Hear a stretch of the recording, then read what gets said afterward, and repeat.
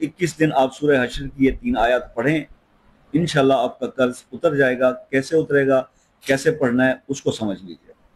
آپ نے یہ عمل فجر کی نماز کے بعد کرنا ہے۔ فجر کی نماز کے بعد آپ نے کیا کرنا ہے کہ آپ نے پہلے آپ 3 بار درود ابراہیمی پڑھ لیجئے، یا کوئی بھی درود جو آپ کو آتا ہے، اللہم صلی علی محمد و علی آل محمد پڑھ لیں، اور اس کے بعد آپ نے 3 بار پڑھنا ہے اعوذ باللہ السمیع العلیم من الشیطان الرجیم، اعوذ باللہ السمیع العلیم من الشیطان الرجیم، اعوذ باللہ السمیع العلیم من الشیطان الرجیم، اور اس کے بعد آپ نے سورہ حشر کی آخری 3 آیات تلاوت کرنی ہے،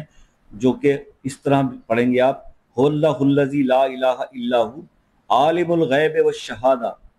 هو الرحمن الرحیم، هو اللہ الذی لا الہ الا هو الملک القدوس السلام المؤمن المہیمن العزیز